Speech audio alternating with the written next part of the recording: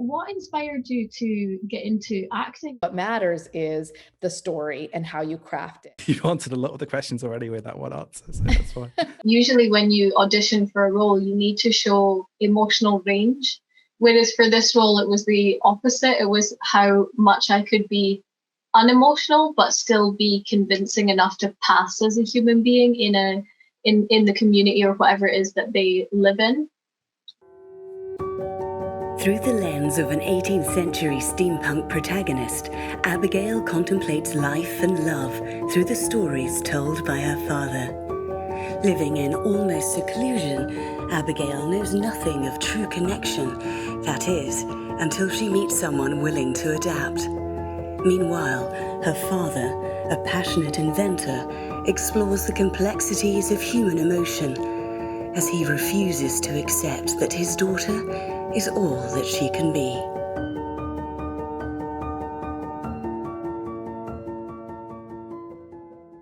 Please subscribe to us on YouTube and follow us on your favourite podcasting platform. Thank you.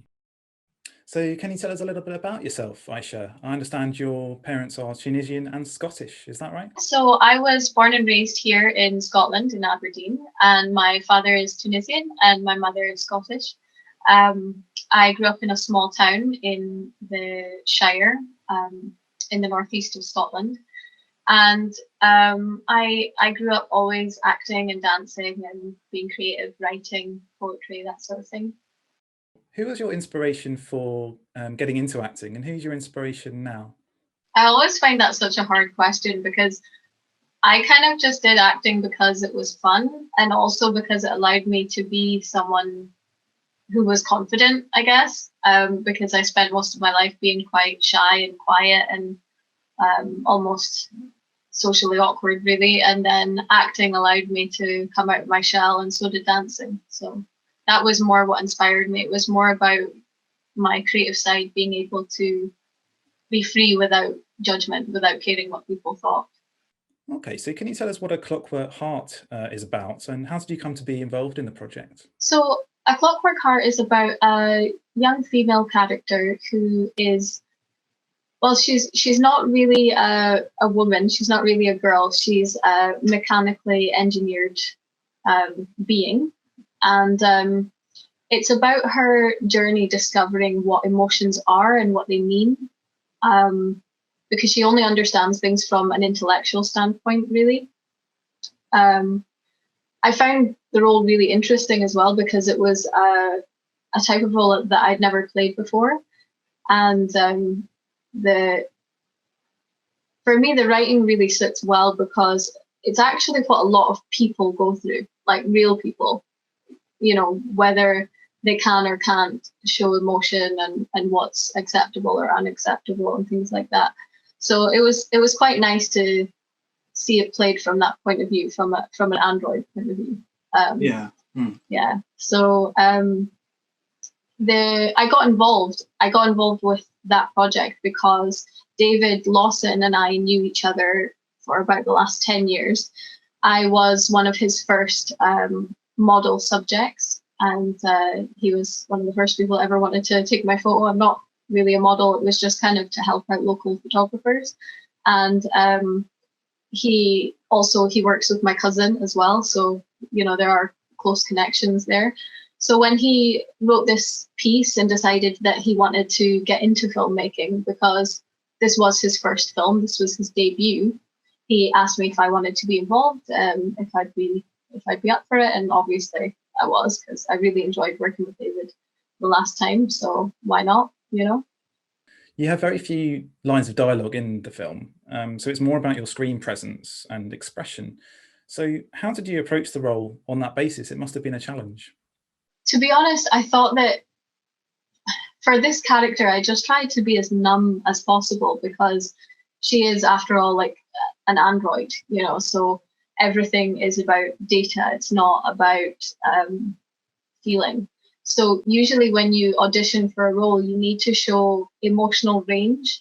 Whereas for this role, it was the opposite. It was how much I could be unemotional, but still be convincing enough to pass as a human being in the community or whatever it is that they live in. So it was just different, I guess, very different from anything that I'd done before. And I really, really enjoyed it. Really, really loved playing her.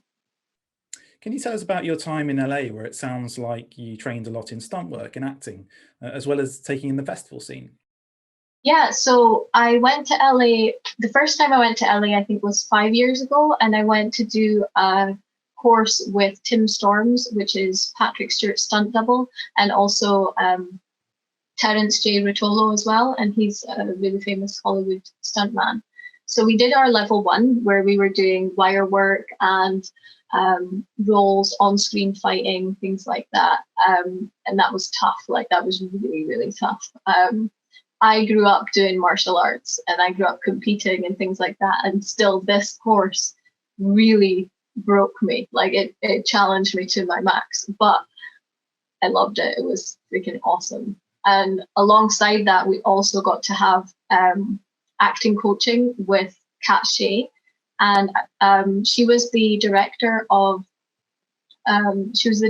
Poison Ivy, the film back in the 90s.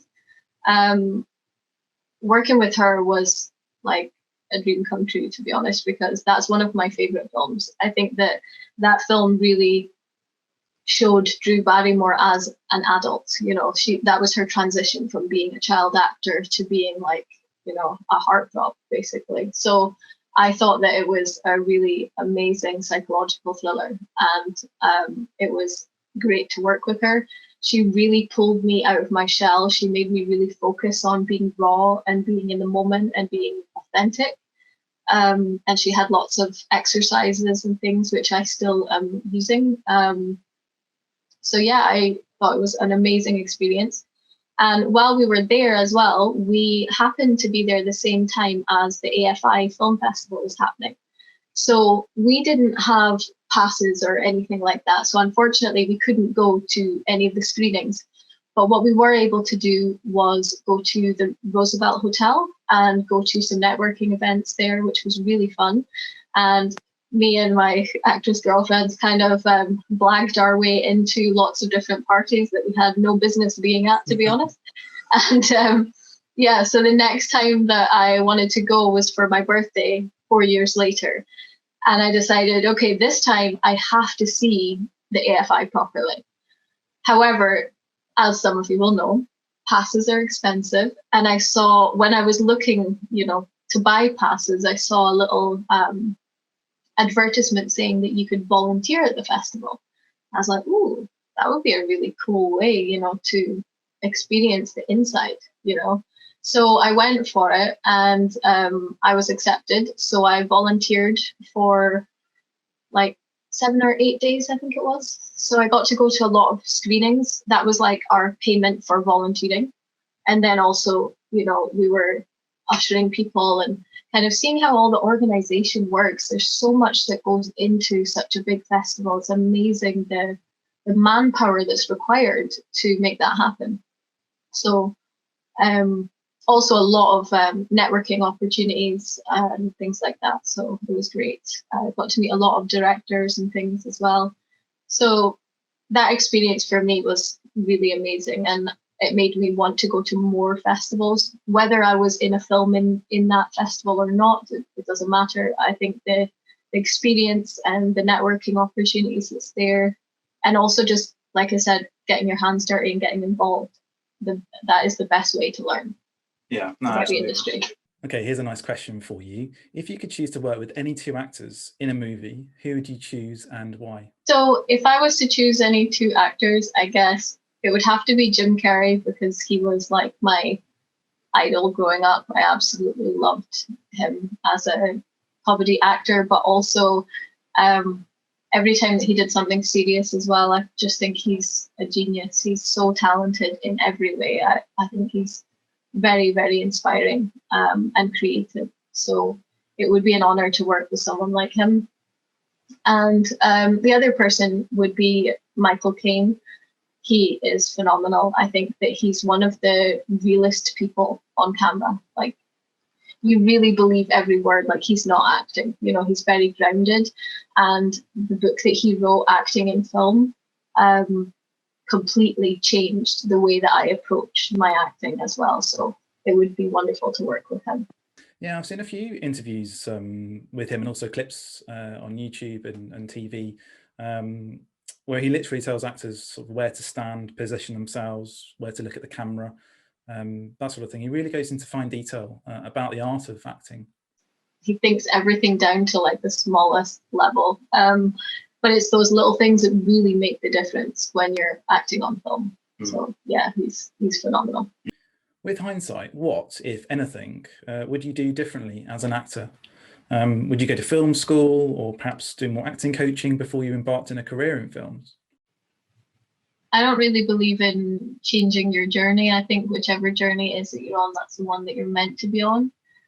However, if I was to be giving advice to someone, then I would definitely say to look at all of the possibilities. So if you can get into a good drama school, then go for it, because you're going to work with amazing people. You're going to have more opportunities to get yourself an agent from showcases.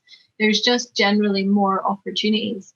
However, it is expensive, and that obviously was a barrier for me. But now I know a lot more about funding opportunities, for example, as well. So to young actors looking to start out, I would say do your research. Just because you're from a working class background, it doesn't mean that you can't have those things.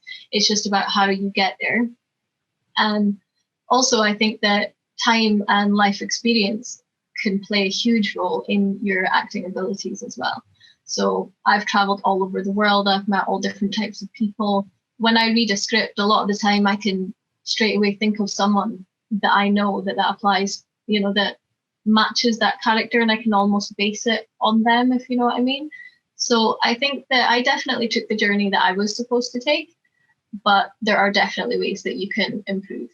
I'm interested. You mentioned there that you used to be maybe a little bit socially awkward or shy, and then you mentioned you sort of traveled around the world. You sort of met different people. Do you think that sort of helped build your confidence in tandem with doing that? Definitely. I think like throwing myself into the deep end definitely helped. And I have a young friend of mine, she's not an actor, but she had the opportunity to go to Portugal just to work when she was about 19. And she was quite similar to me. And I said to her, do it, like no questions, don't be scared, it'll work out, just go for it. And when she came back, she was like, I totally understand what you mean now. Like, it's opened my mind completely. I don't feel like now I have to just go along with people. I can really just, be my own person. And I think it definitely does that. Like a lot of people that know me now, they say, oh, you're so confident and things like that. And I'm like, I wouldn't say confident. I'm just quite blunt, you know what I mean? And it's kind of take it or you leave it sort of thing. But I don't think that means I don't get nervous. I get incredibly nervous. And especially in like large groups and things like that. But I've learned ways to keep that under control and to give the appearance of still making sure that I am taking every opportunity that I can possibly find, I think that's a brilliant byproduct, basically, of acting and becoming an actress, that it's helped to build your confidence. You can't really ask for much more than that. As an emerging actress, what challenges are you facing during the pandemic? Are there any roles that sort of cropping up for you, or are you finding it pretty much all the doors are closed at the moment? Personally, I've actually had a few auditions and things like that. I've had auditions, obviously, via, I've had audition offers via self-tape, which is great to see, because before it was more that you would have to travel to London or Glasgow to have an audition, which can be expensive. And again, for a working class actor, that's a huge expense if you don't know that you're going to get the role. Obviously, it's something that you have to do. You have to invest in your career. But right now, people are more open to self-tapes, which is fantastic, because that means that whether you've got the job or not. And, you're not having to spend £150 on flights or whatever, and however much on accommodation. So for me, it's actually not closing anything. It's been opening opportunities for me, and hopefully when it comes time to shoot, it will be safe to do so. Yeah. Please subscribe to us on YouTube and follow us on your favorite podcasting platform. Thank you.